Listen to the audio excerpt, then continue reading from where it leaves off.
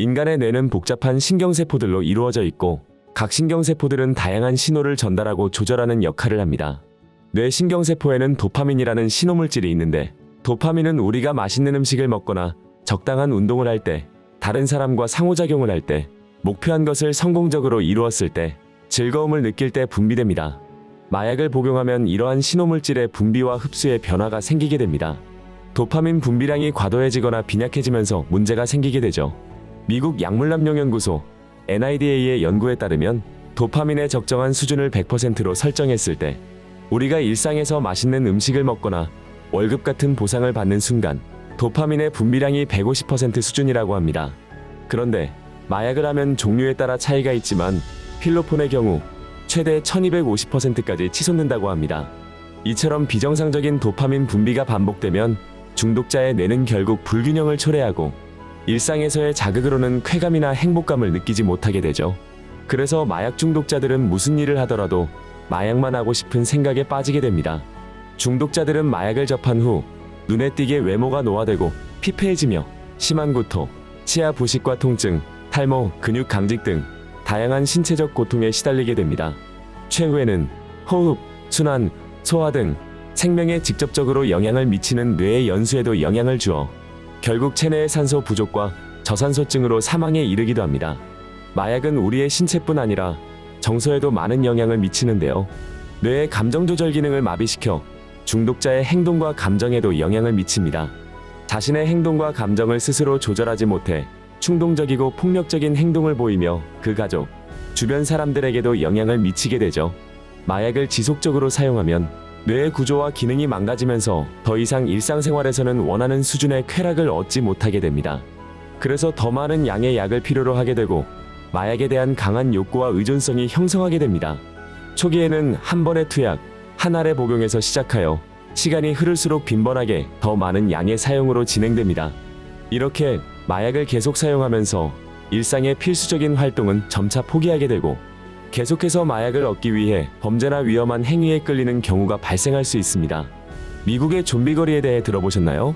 이곳에서는 마약 중독자들이 공공장소에서 마약을 사용하고 노숙하며 거리를 배회하는 극단적인 상황이 발생하고 있습니다. 마약 사용 후 근육이 강직되어 몸을 가누지 못하거나 부자연스러운 움직임을 보이고 심하게는 고개도 들지 못한 채 움직임 없이 서 있거나 누워있는 사람도 있습니다. 한 번 빠지면 헤어나올 수 없는 마약. 더 이상 남의 일이 아닙니다.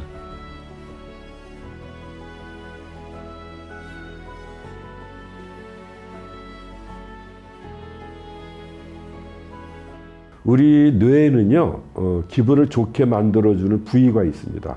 그 부위를 보상회로라 그래요. 그러니까 보상이 주어지니까 어떤 행동을 반복하게 하죠. 이거는 생존과 관련이 있습니다.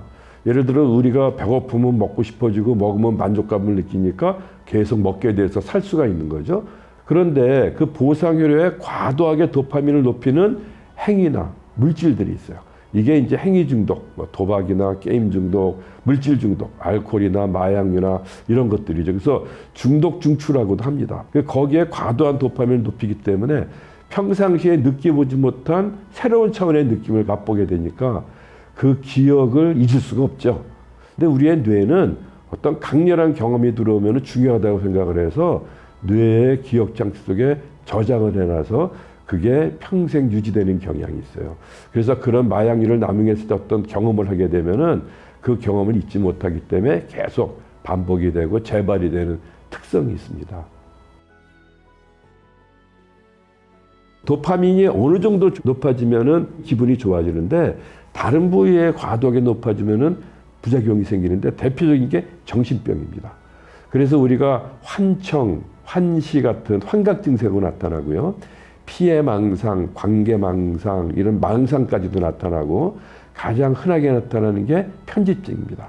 의심병이 들죠. 누군가가 나를 뭐 해치려고 하는 게 아닌가, 뭐 미행하는 게 아닌가 의심이 들고 그게 심해지는 이제 피해망상, 관계망상까지 가서 그것 때문에 뭐 살인이나 폭행 사건들이 굉장히 많아요. 모든 마약류는 정신병을 유발시킨다. 그래서 환각이나 망상까지도 다 나타나게 됩니다. 그래서 마약은 단 한 번으로 시작하는 건데 기억과 관련이 있다 그러지 않았습니까? 마약을 한 번 남용했을 때 그 기분을 잊을 수가 없기 때문에 그 기억이 남아있는 한 또 갈망이 생기고 재발이 돼요. 그 한 번을 경험해 놓고 나서 그 생각이 날 때 그거를 참으려 그러니까 힘든 거예요. 참다가 그냥 결국은 에이, 한 번만 더 그리고 또 재발하게 되고. 그래서 위험하죠. 그래서 중독 질환은 재발이 많은 특징이 있기 때문에 한 번도 안 하도록 예방하는 게 굉장히 중요합니다. 마약류 중독의 특징은 뭐냐면은 본인이 중독이라는 걸 인정을 안 하는 거예요. 그러니까 스스로 치료를 안 받아요. 저한테 오는 환자들의 70%가 말기 중독자들입니다. 너무 늦게 온 거죠. 암으로 치면은 온몸에 전이가 된 말기 암이 돼서 치료받으러 온 꼴이니까 치료가 굉장히 어렵죠. 모든 질병은 빨리 발견해서 빨리 치료하면 빨리 좋아지는데 중독은 스스로 치료를 안 받기 때문에 말기나 돼서야 와요. 그래서 법에 의해서 문제가 됐을 때, 검거됐을 때나 이랬을 때가 가장 빠른 시기일 수도 있어요. 가족들이 강제로 치료해 주지 않으면은 스스로 치료받을 수 있는 기회가 별로 없기 때문에 법에 의해서 치료에 입문할 수 있는 아주 절호의 기회죠. 많은 환자들이 그래요. 중독 환자들이 자기 스스로 끊어보려고 애를 씁니다. 뭐 별별 노력을 많이 하는데 실패를 해요. 왜냐하면 중독은 의지의 문제만은 아닙니다. 질병은 전문가가 치료하지 않습니까? 그건 전문적인 치료를 할 수 있기 때문에 얼마든지 회복이 가능한 거예요. 빨리 치료받으면 빨리 회복이 되니까 전문가의 도움을 찾아서 또 그런 기관들도 많이 있고 뭐 센터나 뭐 병원들이 있으니까 도움만 청하면 얼마든지 회복의 도움을 받을 수가 있습니다. 마약류 중독이란 것은 자기가 걸리고 싶어서 걸리는 질병이 아닙니다. 자기도 모르게 중독이 되는 질환입니다. 한 번으로 시작하는 중독입니다. 그래서 한 번도 안 하는 게 중요하고 만약에 한 번 남용을 해서 어떤 기분을 느끼게 됐다 그러면은 빨리 치료를 받을 수 있도록 도움을 청하시는 것이 중독의 질환에서 벗어나고 피해를 줄이는 방법이다 생각을 합니다. 우리나라도 더 이상 마약으로부터 안전한 국가가 아닙니다.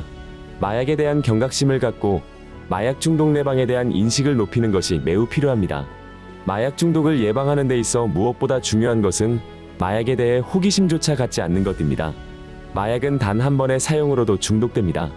일단 사용하게 되면 고통스러운 부작용을 겪게 되고 금단 증상으로 인해 스스로는 멈출 수 없습니다.